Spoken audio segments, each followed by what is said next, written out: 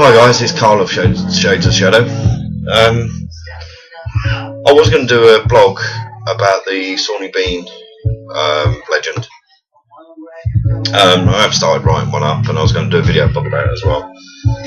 But there was a bit of news, and if no one's ever not heard, the lead singer of Linkin Park, Charles Bennington, died of apparent suicide from hanging a few days ago.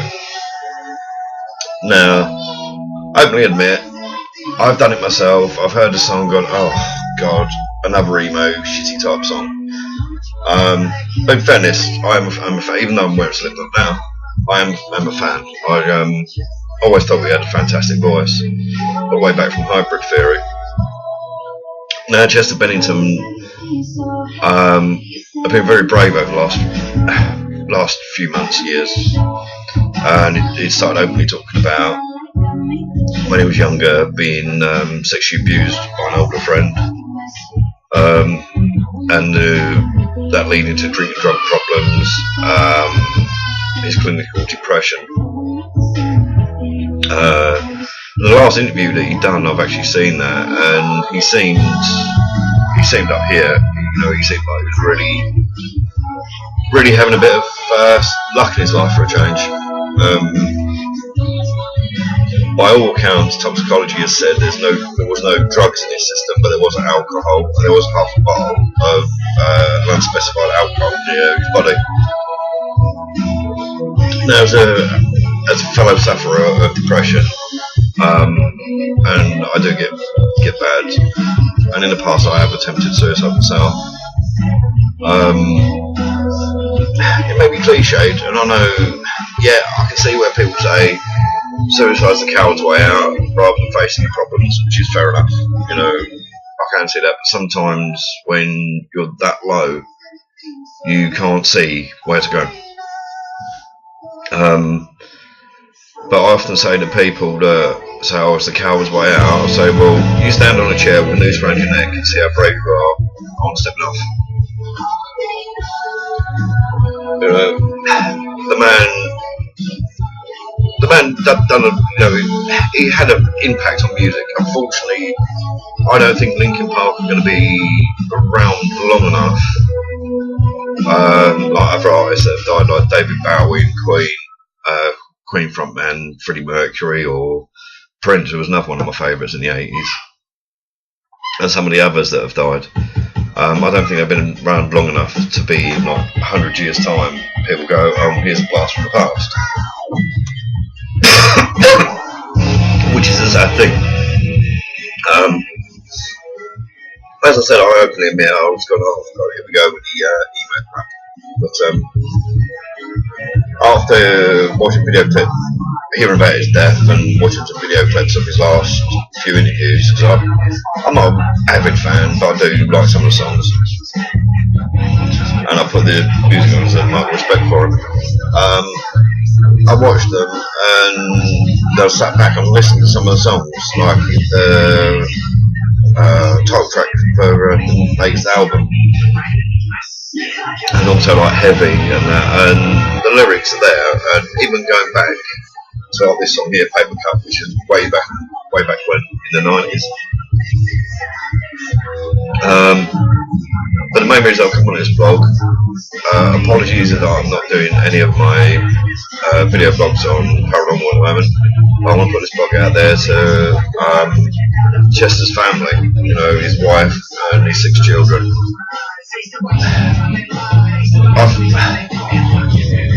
I've been there. I know what it can be like. But for somebody to actually feel that you're that worthless, your family would be better off with you, but there's always been something in the end to stop me or save me. But for someone with 6 children, a beautiful wife, to actually go ahead and do it, then he's got to have been at such a low point that even the love of his children couldn't stop him.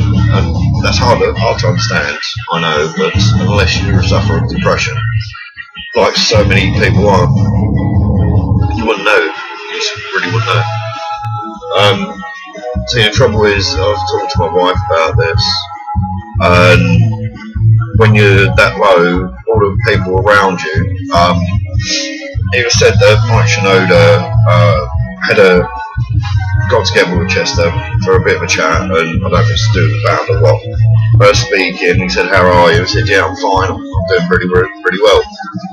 And about 15 minutes into their meeting, he went, "You know what, Mike? I'm not. I feel like I'm literally suffocating and drowning." I've been there. That's not a nice feeling to feel that worthless. All I can say is if there's anyone out there that is suffering that sort of problem, then please talk to somebody. It doesn't matter. As Chester Bennington said in an interview that I'm paraphrasing here because I can't remember the exact words, but he said, when you become rich and famous, people seem to think that you'll get a letter through the door and saying every one of your wishes will come true and you'll never have a problem ever again. It's not like that, unfortunately. There's probably far more people out there, even famous people out there, that are suffering with depression. You know, there's it's you know, like Daryl Hannah came out and Dan Aykroyd came out saying, admitting that they had autism. Have things changed for them? People nowadays, we're in 2017, people will now come up, it's ridiculous.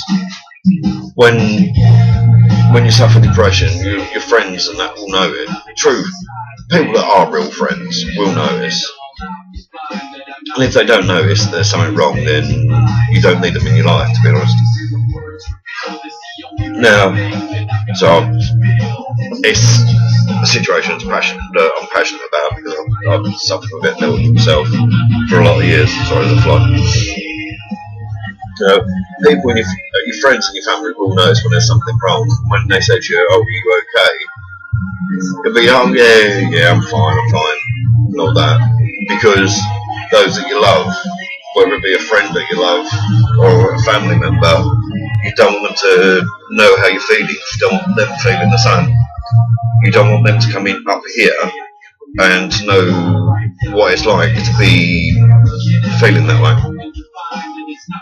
So, and the thing is, those are the people that can help you the most. Now, the people that, it seems to me, I was talking to my wife about it on the phone, and I'm wondering if those around him, like Mike Shinoda, his wife, the rest of the band members, his other friends, because also he'd lost his friend Chris Cornell as well the year before. I'm dying the same way. But I know from all accounts that it affects them. I know what it's like when you lose friends as well. But those that are close to you, you don't want to bring them into your situation.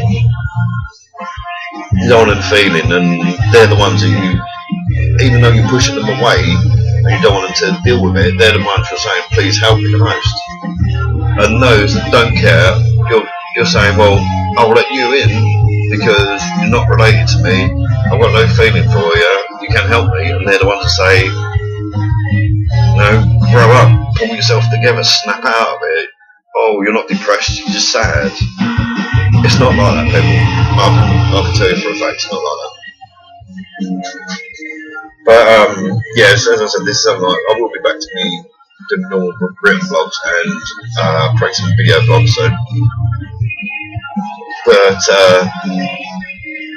I just want to send my condolences on behalf of myself, Carl Bland at Shades of Shadow, which is Paranormal Truth and .wix.com/Carl Bland, that's Carl with a K. Also, I'm sure my friends Chris Houston and John Griffiths won't mind me saying that our condolences are sent from the Paranormal Supernatural Network and Real Time Paranormal, and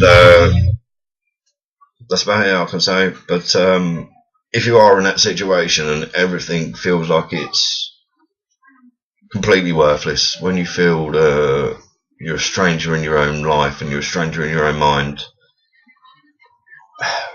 rather than just leaving it, please go and talk to somebody. So with that, I'll say God bless you all. Thank you, Chester, for the music. What can I say? Sad loss of music. God bless you, fella.